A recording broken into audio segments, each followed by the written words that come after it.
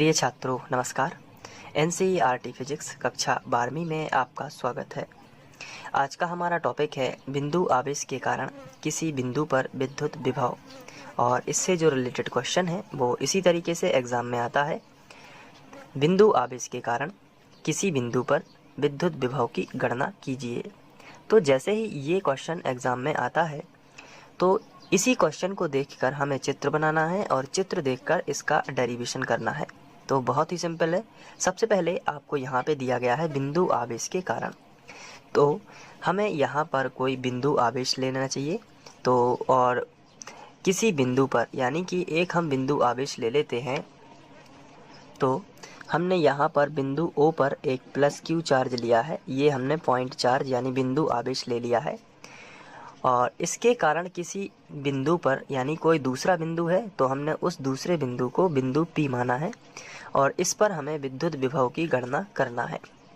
तो विद्युत विभव की गणना करनी है तो यहाँ पर हमें विभव निकालना है।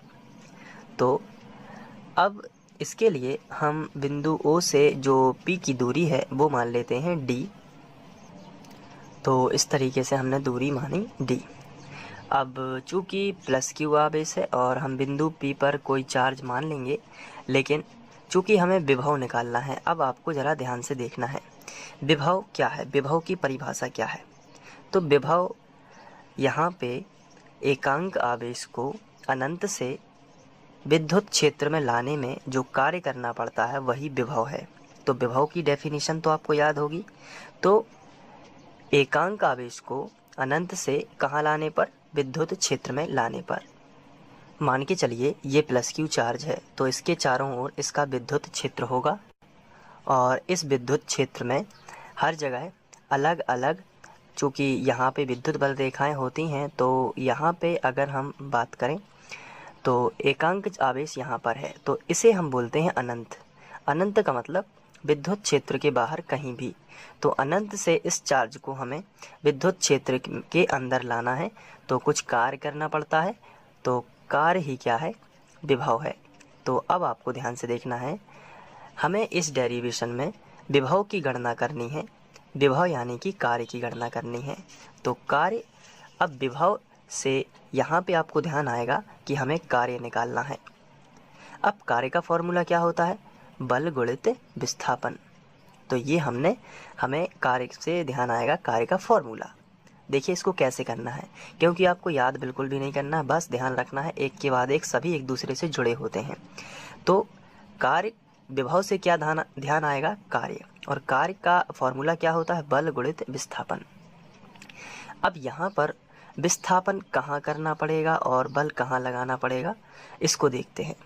चूँकि बल क्या है, बल होता है F और विद्युत में बल का जो फॉर्मूला होता है बराबर होता है Q इंटू E। ये आपको ध्यान रखना है। तो Q इंटू E है, यानी कि आवेश जो है एकांक है तो बल ही तीव्रता के बराबर होगा। यदि आवेश एकांक है यानी Q की जगह पर यदि हम 1 रख दें तो बल क्या है, तीव्रता के बराबर है। तो यही फॉर्मूला बदल जाएगा, तीव्रता गुणित विस्थापन। तीव्रता गुणित क्या होगा, विस्थापन। तो तब हमें जाके कार्य मिलेगा और कार्य विभव होगा। तो अब सवाल ये उठता है कि ये तीव्रता कहाँ से निकालेंगे। तो बिल्कुल सिंपल है, ये प्लस Q चार्ज है तो इसका बनेगा विद्युत क्षेत्र। तो इस विद्युत क्षेत्र में हम, चूँकि बिंदु P भी विद्युत क्षेत्र में है, लेकिन अभी हमें बिंदु P से कोई मतलब नहीं है, हम इसमें विद्युत क्षेत्र में कोई बिंदु A ले लेते हैं और A हमने लिया और इसकी दूरी हमने x मानी। बिंदु O से बिंदु A तक की दूरी कितनी मानी हमने, x। तो बिंदु A पर हम निकालेंगे तीव्रता। अब रही बात विस्थापन की, तो विस्थापन के लिए हमें A से एक और पॉइंट ले लेंगे B यहाँ पे। तो A से B तक उस एकांक आवेश को बिंदु A पर हम क्या मानेंगे, एकांक चार्ज, और A से B तक उसे विस्थापित करेंगे तो विस्थापन कर लेंगे। विस्थापन क्या होगा, dx। फिर से समझिए इसको, हमें क्या निकालना है, विभव। विभव क्या है, कार्य है। विभव क्या है, कार्य। कार्य का फॉर्मूला आपको याद होना चाहिए, बल गुणित विस्थापन। तो बल का फॉर्मूला क्या होता है, F बराबर Q इंटू ई। हम बल आघूर्ण में इसे पढ़ चुके हैं। तो बल का फॉर्मूला होता है F बराबर Q इंटू ई, लेकिन एकांक आवेश है इसलिए Q की जगह पर 1 रखेंगे तो बल ही तीव्रता है। तो यही फॉर्मूला ट्रांसफर हो जाएगा, यानी बदल जाएगा किसमें, तीव्रता गुणित विस्थापन में। तो बल गुणित विस्थापन बदलेगा तीव्रता गुणित विस्थापन में। ध्यान रखना है, तीव्रता गुणित विस्थापन में। अब हमें सवाल ये उठता है कि तीव्रता किस बिंदु पर निकालेंगे। हम डायरेक्ट P पर नहीं निकालेंगे, क्योंकि हमें विभव की गणना करनी है। तो अनंत से बिंदु P तक लाने में जो कार्य होगा वही विभव होगा, इसलिए हम एक अलग से बिंदु की कल्पना करेंगे। तो तीव्रता से ध्यान आएगा कि तीव्रता हमें किस बिंदु पर निकालनी है। तो आपको पता चलेगा कि एक बिंदु हमें A लेना पड़ेगा, उस पर हम तीव्रता निकालेंगे। और इसके बाद विस्थापन से आपको ध्यान आएगा कि एक और बिंदु हमें लेना पड़ेगा जिसमें हमें विस्थापन करना है। तो इतना चित्र हमें बना लेना है। अब इस चित्र के बारे में सबसे पहले लिखते हैं, फिर आगे की प्रोसेस करते हैं। तो हम कुछ इस तरीके से लिखेंगे। माना बिंदु O पर प्लस Q आवेश है। आपको चित्र देख के यहाँ पे पता चल ही रहा है। इससे D दूरी पर एक अन्य बिंदु P है। तो सबसे पहले हमने बिंदु O पर प्लस Q चार्ज लिया था, और ये देखिए D दूरी पर एक अन्य बिंदु P स्थित है जिस पर हमें विद्युत विभव निकालना है। तो असल में हमें बिंदु P पर विद्युत विभव निकालना है, तो जिस पर विद्युत विभव की गणना करनी है। इतना तो आपको समझ में आ ही गया होगा। अब विद्युत विभव निकालना है, तो विभव का मतलब क्या होता है, विभव का मतलब होता है कार्य। तो आपको आज से ध्यान रखना है, विभव क्या है, विभव एक प्रकार का कार्य ही है जो अनंत से एकांक धनावेश को अनंत से जब विद्युत क्षेत्र में लाते हैं तो करना पड़ता है। तो विभव का मतलब क्या है, कार्य। और कार्य का फॉर्मूला क्या होता है, बल गुणित विस्थापन। अब यहाँ पर बल क्या लगता है, F बराबर Q इंटू ई। चूंकि Q क्या है, आवेश, लेकिन आवेश तो एकांक है। तो एकांक आवेश है तो Q का मतलब 1 है, तो E का गुणा 1 में होगा तो E ही आएगा। इसलिए बल का मीनिंग E है, यानी कि बल की जगह पर क्या लिख सकते हैं, तीव्रता लिख सकते हैं। इसलिए हम बल की जगह पर क्या लिख देते हैं, तीव्रता गुणित विस्थापन। तो कार्य का नया फॉर्मूला इस व्यंजक के लिए मिला, तीव्रता गुणित विस्थापन। तो अब हमें क्या निकालना चाहिए, सबसे पहले तीव्रता। अगर हमें तीव्रता पता होगी और यदि हम विस्थापन कर देंगे तो हमें मिल जाएगा कार्य, और कार्य ही क्या होगा, विभव बिंदु P पर। तो इसको थोड़ा सा हम आगे बढ़ाते हैं। और तीव्रता कहाँ मिलनी है, बिंदु A पर। तो हम फिर भाषा में आगे लिखेंगे कि विद्युत विभव की गणना करनी है। इसके आगे लिखेंगे, इसके लिए बिंदु O से x दूरी पर एक अन्य बिंदु A लेते हैं। तो हमने इस प्रकार से लिख दिया, इसके लिए बिंदु O से x दूरी पर एक अन्य बिंदु A लेते हैं। तो A बिंदु मिला तो इस पर हम निकाल लेंगे तीव्रता। तो हम लिखेंगे तो बिंदु A पर तीव्रता।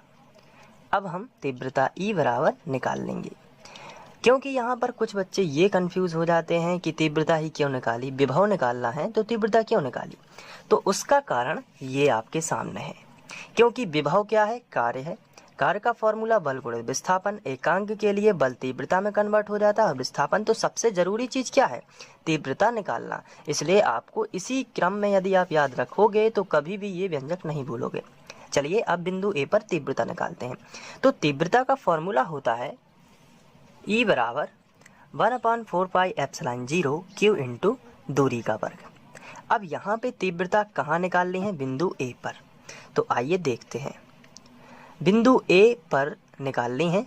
तो ये जो फॉर्मूला है, ये इसमें फॉर्मूले में 1/4 पाई एप्सिलॉन 0 ये ज्यों का त्यों रहेगा।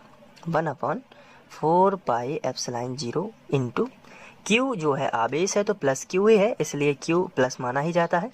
तो हम यहाँ पे Q भी ज्यों का त्यों रखेंगे, लेकिन नीचे बटे R वर्ग लिखा है।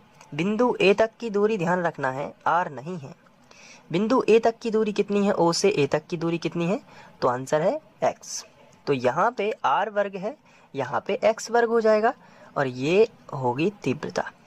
अब तीव्रता जो है उसकी दिशा होती है, तो किस डायरेक्शन में जाएगा। अगर एकांक आवेश यहाँ पर है, जरा ध्यान से आपको देखना है, एकांक आवेश यहाँ पर है तो क्या होगा, अगर यहाँ पे Q0 है तो एकांक आवेश की प्रकृति धनात्मक होती है। तो धन और धन में क्या होगा, प्रतिकर्षण, इसलिए इसकी जो दिशा होगी वो इस डायरेक्शन में होगी तीव्रता, और तीव्रता अगर इस डायरेक्शन में है तो फोर्स भी इस डायरेक्शन में लगेगा। तो हमने एक लाइन खींच के ये बना दी ई वेक्टर, तो ये हो जाएगी तीव्रता। तो इसलिए तीव्रता की दिशा है ओ ए वेक्टर दिशा में।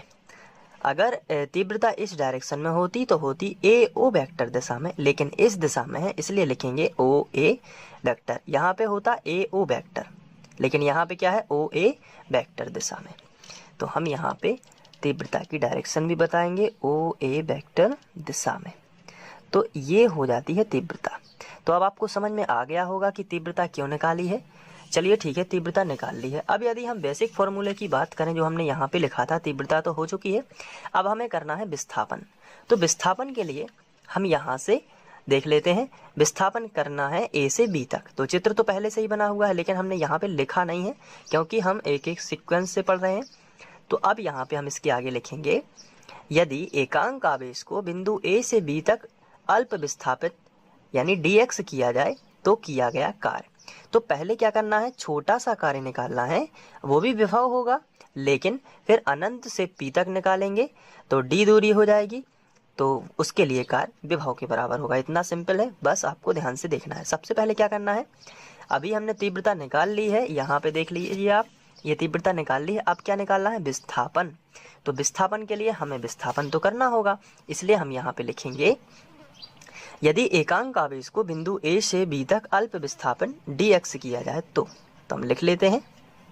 तो हमने लिखा, यदि एकांक आवेश को विद्युत क्षेत्र के विरुद्ध, जो कि विद्युत क्षेत्र के विरुद्ध ही तो है, आप जानते हैं यहाँ पे ये विद्युत क्षेत्र बनेगा तो इसका क्षेत्र इस दिशा में है, तो उसके विरुद्ध हम लोग जा रहे हैं, तो अल्प विस्थापित dx किया जाए, तो हमने वही यहाँ पे लिखा है, यदि एकांक आवेश को विद्युत क्षेत्र के विरुद्ध अल्प विस्थापित यानी कि dx ए से बी की ओर किया जाए तो किया क्या कार्य। तो छोटा सा विस्थापन किया है, ध्यान रखना है, छोटा सा विस्थापन किया है तो कार्य भी छोटा ही होगा। तो यहाँ छोटे कार्य के लिए हम d साथ में चिपका देते हैं और w यानी वर्क होता है यानी कार्य, लेकिन d साथ में लगा दिया तो छोटा कार्य।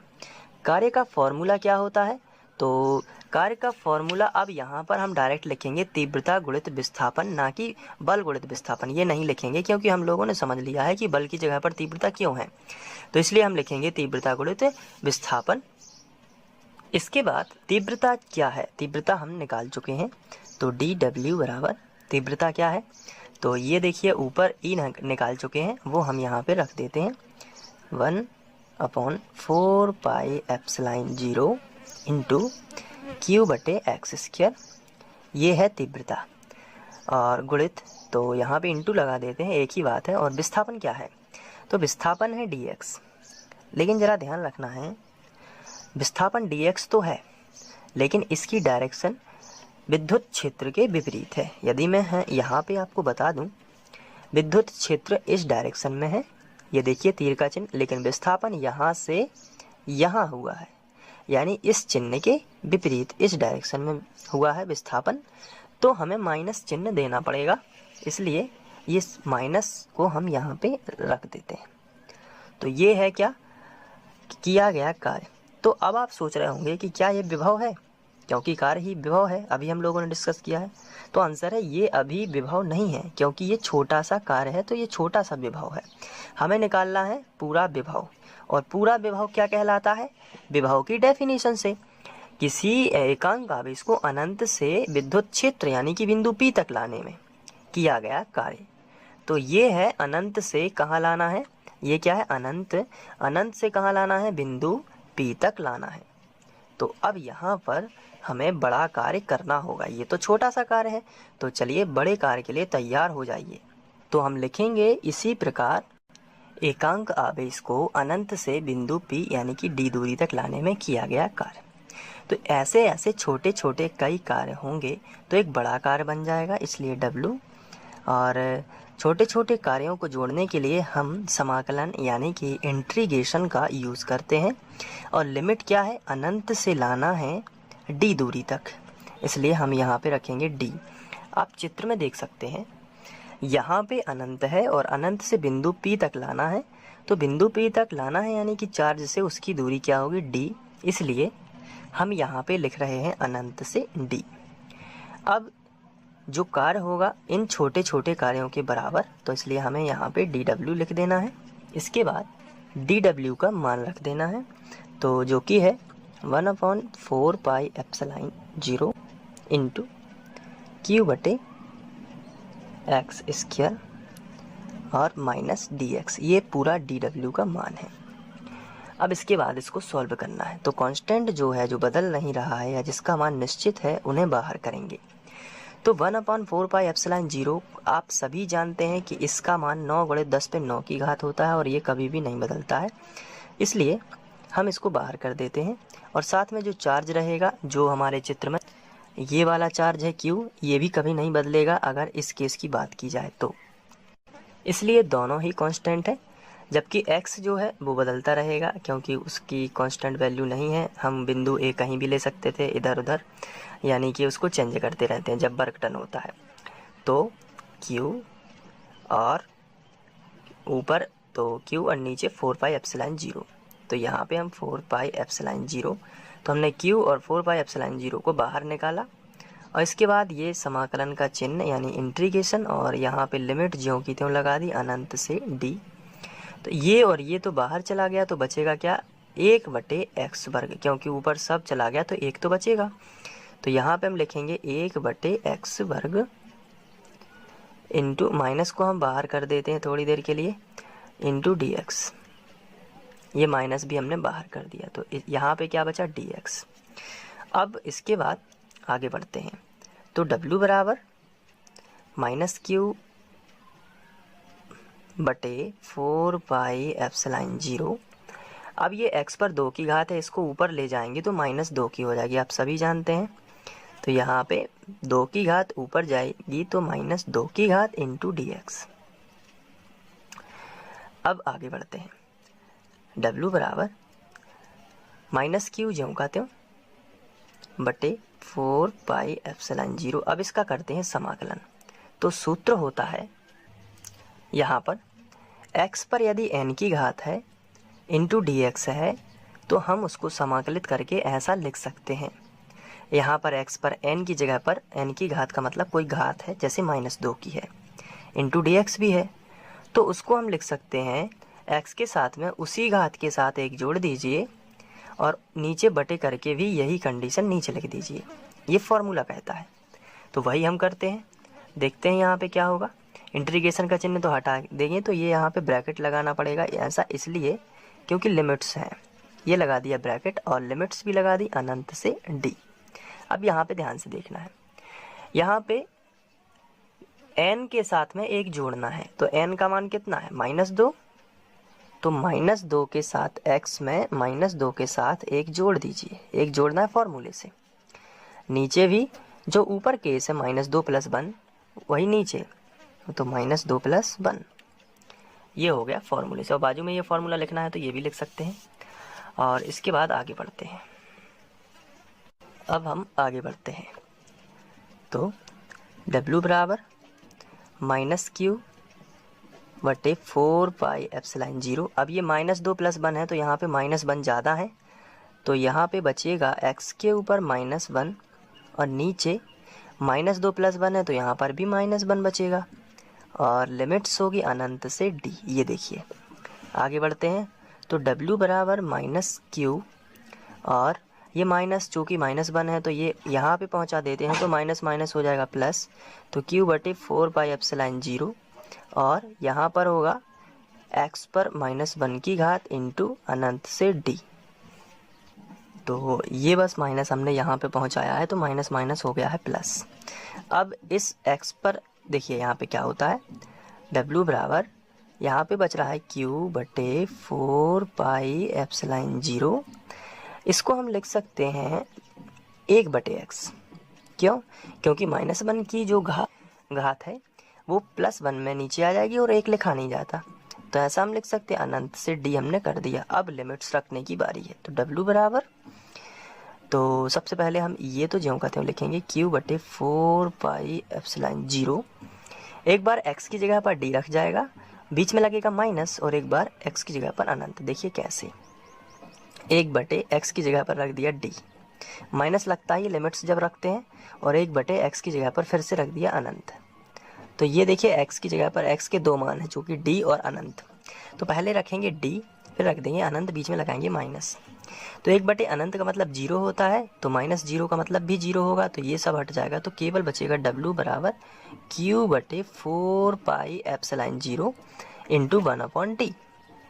अब इसको हम ऐसा भी लिख सकते हैं, w बराबर 1/4πε0 को अलग कर लेते हैं। ऐसा इसलिए क्योंकि इसका मान निश्चित है, तो q इस तरफ आ जाएगा, तो इंटू q/d। ये कार्य है जो कि, तो ये जूल में होगा, और यही कार्य जो है, ये जो कार्य है यही क्या कहलाता है, विभव। तो इसलिए हम इसको v के बराबर भी लिख सकते हैं। तो v बराबर 1/4πε0 इंटू q/d। और आप यहाँ पे एक लाइन लिख दीजिए, यही किया गया कार्य विभव के रूप में होगा, यही किया गया कार्य विभव के रूप में होगा। तो यहाँ पे बोल्ट लिख दीजिए। तो ये है बिंदु आवेश के कारण किसी बिंदु पर विद्युत विभव की गणना। अब यदि माध्यम का परावैद्युतांक हो तो, तो इस वाले फॉर्मूले में केवल k बस यहाँ पे लगा देंगे, और बाकी ज्यों का त्यों आपको लिख देना है। तो आशा करता हूँ कि आप लोगों को ये समझ में आ गया होगा। मैं इसका स्क्रीनशॉट आपको दे देता हूँ। ये पहला, इसके बाद ये, और फिर इसके बाद यहाँ पे, फिर ये, इसके बाद यहाँ पे,